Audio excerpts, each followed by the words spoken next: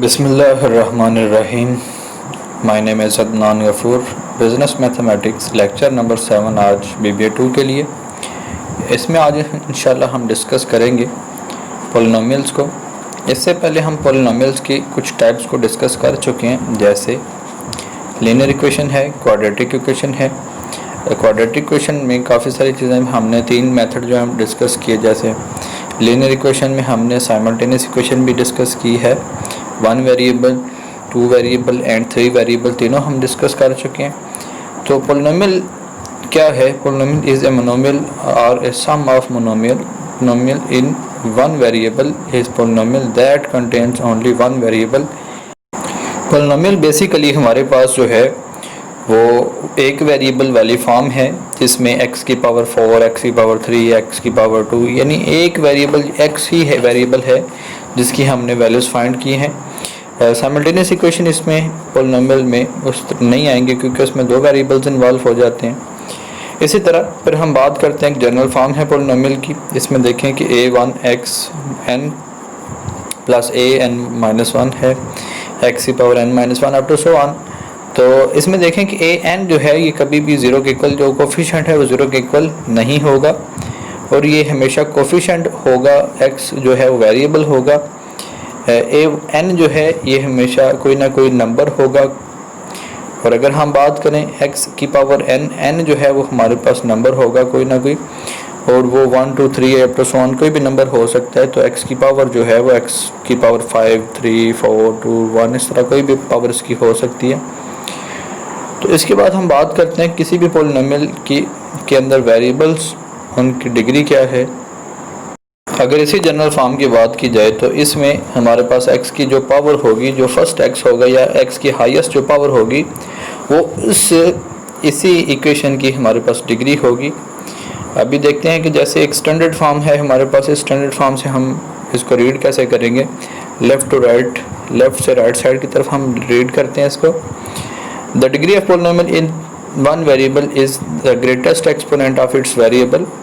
Degree क्या होगा कि जो हमारे पास ग्रेटेस्ट एक्सपोनेंट होगा, x की हाईएस्ट जो पावर होगी, उसको हम डिग्री कहते हैं। A leading coefficient is the coefficient of the term with the highest degree। जो उसके साथ कोफिशिएंट होगा वो लीडिंग कोफिशिएंट होगा उसी वेरिएबल के साथ। अब ये हमारे पास एक नीचे क्वेश्चन लिखा हुआ है, 3x की पावर 5 माइनस 3x प्लस 2। इसमें आप बता सकते हैं कि इसकी डिग्री क्या है। तो इसकी डिग्री हमारे पास क्या है, 5 है। A polynomial equation used to represent a function is called polynomial function. एक पोलिनोमियल इक्वेशन जो है, जो वेरिएबल उसके अंदर यूज़ होता है, उसको हम जो उसको रिप्रेजेंट करता है फंक्शन को, हम कहेंगे कि उसका क्या है, पोलिनोमियल फंक्शन है। Polynomial function with a degree of 1 are called linear polynomial function. That degree 2 and is called quadratic function with degree of 3 are called the cubic polynomial functions। Linear equation वो है जिसमें x की highest power 1 होती है, quadratic equation वो है जिसमें x की हाईएस्ट पावर 2 है, और क्यूबिक इक्वेशन वो है जिसमें x की हाईएस्ट पावर 3 है। जैसे कि हमारे पास अब ये बताई गई है टाइप a0 जो है, a1 जो है हमारे पास कांस्टेंट होता है, जिसमें x की हाईएस्ट पावर 1 है वो लीनियर है, जिसमें x की हाईएस्ट पावर 2 है वो क्वाड्रेटिक है। इसी तरह आगे x की हाईएस्ट पावर 3 है वो क्यूबिक इक्वेशन है, और जिसमें x की हाईएस्ट पावर 4 है उसको हम क्वाड्रेटिक इक्वेशन कहते हैं। तो ये बेसिकली हम 3 ही यूज़ करते हैं, चौथी भी 3 नहीं यूज़ करते, लेकिन इनको सॉल्व करने के मेथड जो हैं वो आपको गाय बगाए बता दिए गए हैं सारे। जैसे लीनियर फंक्शन था तो इसकी डिग्री 1 है, क्वाड्रेटिक इक्वेशन की डिग्री 2 है, क्यूबिक की 3 और क्वाड्रेटिक की 4 है डिग्री। तो जो लार्जेस्ट एक्सपोनेंट होगा, जो लार्जेस्ट x की पावर होगी, वो हमारे पास बेसिकली उस फंक्शन की डिग्री होगी। तो अभी हम बात करते हैं कि ये पोलिनोमियल हैं, कुछ वैल्यूज ऐसी होती है जो पोलिनोमियल नहीं होती। जैसे क्वेश्चन लिखा हुआ है कि 1/2 x की पावर 2 माइनस 3x की पावर 4 माइनस 7। अब ये बताएं कि ये क्या पोलिनोमियल है या नहीं, ठीक है। तो देखेंगे the function is the polynomial. ये फंक्शन क्या है, पोलिनोमियल है, क्योंकि इसके अंदर x की हाईएस्ट पावर क्या है, वो है x की हाईएस्ट पावर 4 है, और इसके साथ जो वेरिएबल यूज़ हो रहा है वो -3 आ रहा है। तो it has degree 4 so it is quadratic equation. क्या है ये? क्वाड्रेटिक इक्वेशन है। द लीडिंग कोफिशिएंट इज़ -3 और उसी के साथ जो कोफिशिएंट आ रहा है x की हाईएस्ट पावर 4 के साथ वो होगा लीडिंग कोफिशिएंट और वो है -3। अब एक और छोटा सा क्वेश्चन है, इसमें देखें कि f of x is equal to x की पावर 3 प्लस 3 की पावर x, तो क्या ये पोलिनोमियल है? The function is not a polynomial function because the term 3x की पावर 3 की power x does not have a variable base and an exponent that is a whole number।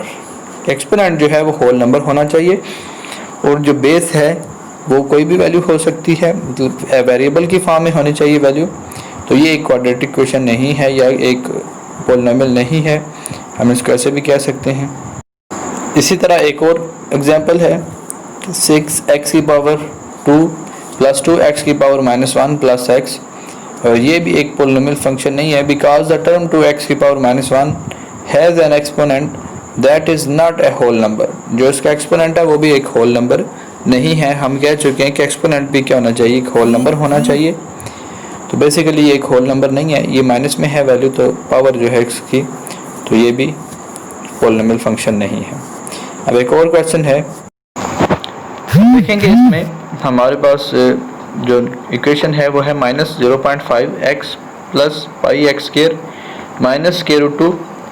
तो ज़रा थोड़ा सा गौर करें तो ये एक पोलिनोमियल फंक्शन है, वो इसलिए क्योंकि हाईएस्ट जो पावर है उसके साथ आ रहा है पाई, और पाई एक लीडिंग कोफिशिएंट है और एक नंबर है जो कि कांस्टेंट नंबर है, जैसे 3.14।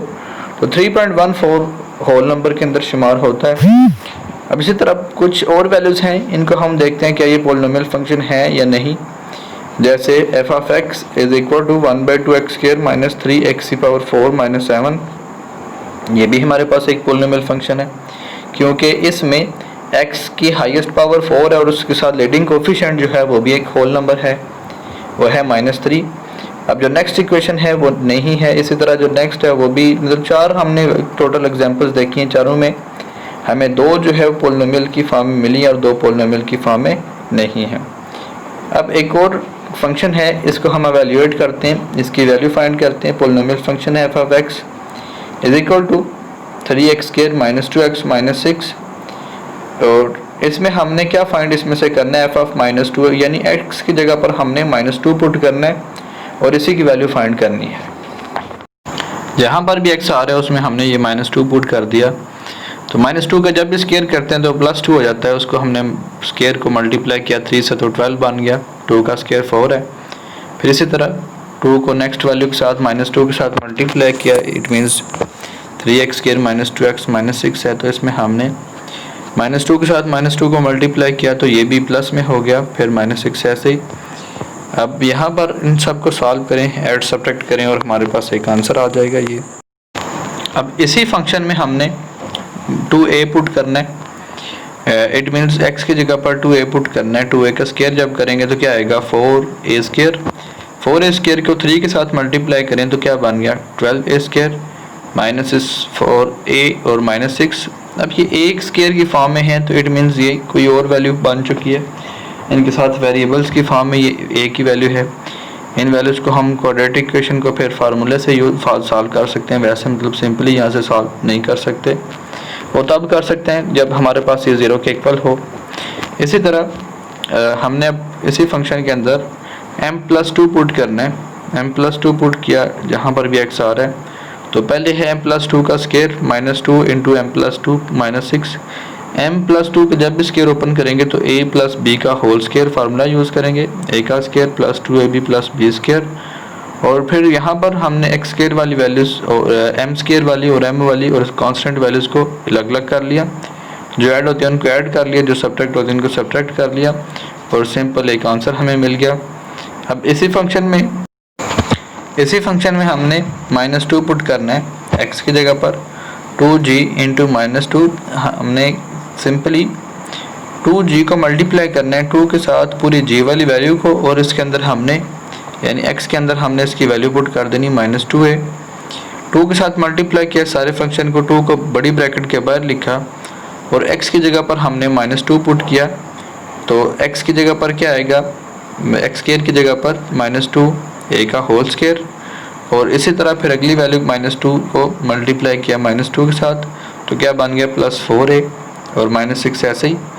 अब इसके बाद ये सारी वैल्यूज़ को सॉल्व करने के बाद जो आंसर आएगा उसको हमने मल्टीप्लाई कर देना जो बाहर बड़ी ब्रैकेट के बाहर जो 2 है उसके साथ, और फिर मज़ीद इन्हीं वैल्यूज़ को ऐसे अरेंज करके पहले स्केयर वाली फिर सिंपल और फिर कांस्टेंट वैल्यूज़ को लिख देंगे। अब बात करते हैं क्यूबिक इक्वेशन की। इससे पहले हमने क्वाड्रेटिक इक्वेशन सॉल्व की है, उससे पहले हम लीनियर इक्वेशन भी सॉल्व कर चुके हैं। तो आज हम बात करते हैं क्यूबिक इक्वेशन, जो कि थर्ड टाइप है इसकी पॉलिनोमियल की। तो बेसिकली इसको सॉल्व कैसे करना होता है कि अगर क्वेश्चन के अंदर कोई फैक्टर दे दिया गया कि ये इस वैल्यू का फैक्टर है, तो उसको आपने उस वैल्यू को डिवाइड करना है सिंपली उस वैल्यू पे, या फिर ये कहा जाए कि इसको वैल्यूएट करें सिंथेटिक डिवीजन है। तो उसको सॉल्व करने का मेथड आपको आज बता देते हैं। Synthetic division basically cubic equation को सॉल्व करने का एक मेथड है। इसके अलावा अगर आपको नहीं दी गई कोई वैल्यू, क्यूबिक इक्वेशन है, उसको कैसे सॉल्व करेंगे, पहले तो ये चेक करें कोई वैल्यू कॉमन होती है या नहीं। अगर कोई वैल्यू कॉमन नहीं होती तो फिर आप जो एंड पे कांस्टेंट वैल्यूज है इनके फैक्टर बनाएं और उन फैक्टर्स को आप पुट करते जाएं बारी बारी, एक दफ़ा प्लस में एक दफ़ा माइनस में। जब आंसर 0 आए तो हम समझ लेंगे कि वो वाली वैल्यूज़ का फैक्टर है, अदरवाइज वो फैक्टर्स का नहीं है। अब एक इक्वेशन है x³ - 8x + 3 divided by x + 3 using synthetic division. अब इस क्वेश्चन को हमने सिंथेटिक डिवीजन से सॉल्व करना है। एक तो डिवीजन वो होती है जो हम आम सिंपल डिवीजन करते हैं। x + 3 को आपने डिवाइड करना हो x³ पे तो x² के साथ मल्टीप्लाई करेंगे, इसी तरह फिर नेक्स्ट वैल्यू के लिए, फिर इससे नेक्स्ट वैल्यू के लिए। तो इसमें डिवाइडेंड जो है वो ये इक्वेशन है, और x + 3 जो है ये हमारे पास डिवाइज़र है इसका। अब यहाँ से x + 3 = 0, तो यहाँ से हमने x की वैल्यू फाइंड की, तो x की वैल्यू आई -3। इस -3 को हमने डिवाइड करना है ये जो इक्वेशन के साथ कोफिशिएंट्स लिखे हुए हैं। जैसे फर्स्ट इक्वेशन जो है वो x³ वाली है, उसके साथ कोफिशिएंट 1 है, फिर जो नेक्स्ट है वो x² वाली वो नहीं है तो उसकी जगह पर 0, फिर x वाली वैल्यू उसके साथ कोफिशिएंट -8 है और कांस्टेंट वैल्यू जो है वो 3 है। तो सॉल्व इसको कैसे करते हैं, सबसे पहले हमने जो फर्स्ट ऊपर लिखी हुई फर्स्ट कोफिशिएंट है इसको सेम एज इट इज़ जो नीचे है, मतलब ये लाइन जो हमने लगाई हुई है इसके नीचे ले आएंगे। फिर इसी के साथ वैल्यू -3 को मल्टीप्लाई करेंगे और वो मल्टीप्लाई हो के आंसर उसका 0 के नीचे बन जाएगा। पहली वैल्यू एज इट इज़ नीचे लिखते हैं। इसी तरह हमने जब उसको मल्टीप्लाई किया 1 के साथ तो क्या बन गया -3। -3 0 -3 करें तो आंसर फिर -3 आता है। अब -3 को -8 से हमने किया मल्टीप्लाई, -3 को -3 से हमने मल्टीप्लाई किया तो क्या मिल गया +9। 9 - 8 करें तो आंसर क्या आ गया 1 आ गया। अब इस 1 के साथ मल्टीप्लाई करें -3 को तो 3 - 3 क्या रह गया 0। अब 0 - 3 जब हमने किया तो ये ऐड सब्ट्रैक्ट हमने इस फॉर्म में करना होता है, जैसे -8 + 9 तो ऐड सब्ट्रैक्ट किया तो आंसर हमें 1 मिला है, क्योंकि बड़ी वाले के साथ साइन प्लस क्या है। तो ये बेसिकली हमने इसको ऐसे ही डिवाइड करना होता है। एंड पे अगर 0 आ जाए तो हम कहेंगे कि ये वाली वैल्यू एक दफ़ा डिवाइड हो चुकी है। अब ये जो इक्वेशन रह गई है x³ वाली वो x² में तब्दील हो जाएगी, जिससे हमने मज़ीद फिर 2 आंसर फाइंड करने हैं, और ये टोटल क्यूबिक इक्वेशन के 3 आंसर होते हैं। जैसे कि एक क्यूबिक इक्वेशन है तो इसमें 2x³ - 5x² - 23 - 10 = 0। तो इसमें जो है वो लीस्ट इंटीजर जो है इसके जो रूट्स हैं वो कैसे बनेंगे, यानी -10 है इसके फैक्टर बना लें, या जस्ट 10 के आप फैक्टर बना लें, वो है 1 2 5 और 10। इन सब को प्लस में भी और माइनस में भी पुट करते जाएं बारी बारी। जब हम पुट करेंगे जिसमें आंसर हमें 0 मिल जाएगा, इट मीन्स हमने 1 पुट किया तो हमें आंसर उस पर 0 मिल गया। इसी तरह तो f(1) = 0 हमें आंसर मिला, तो हम कह सकते हैं कि x = 1 हमने रखा तो हमें आंसर क्या मिला 0। अगर 1 को इक्वल की साइड पे लेके जाएंगे तो x - 1 बन जाएगा, और इसका फैक्टर क्या बन गया एक x - 1। इसी तरह हमने -2 पुट किया तो उस पर भी आंसर हमें क्या मिला 0। -2 इक्वल की साइड पे जाके प्लस हो जाएगा, तो एक फैक्टर ये भी बन गया। नेक्स्ट जो फैक्टर बनेगा वो है -1/2। इसी तरह हमने 3 फैक्टर्स के बना लेते हैं जिस पे आंसर जो है 0 बन रहा हो, वो उन्हीं में से बनाते हैं जो कि हमारे पास वैल्यू मौजूद होंगी। एंड पे जो वैल्यू कांस्टेंट वैल्यू मौजूद होगी उसी कांस्टेंट वैल्यू को हमने क्या करना है, उसके फैक्टर बनानी है। फैक्टर बनाने के बाद इट मीन्स उसके मल्टीपल देखने होते हैं। मल्टीपल देखने के बाद वो बारी बारी पुट करेंगे उनको प्लस और माइनस में, तो 3 आंसर जो है वो क्यूबिक इक्वेशन के बन जाएंगे। उम्मीद है कि आज का लेक्चर आपको पसंद आया होगा। लाइक करें हमारी वीडियो को, चैनल को सब्सक्राइब करें। ओके, अल्लाह हाफिज़।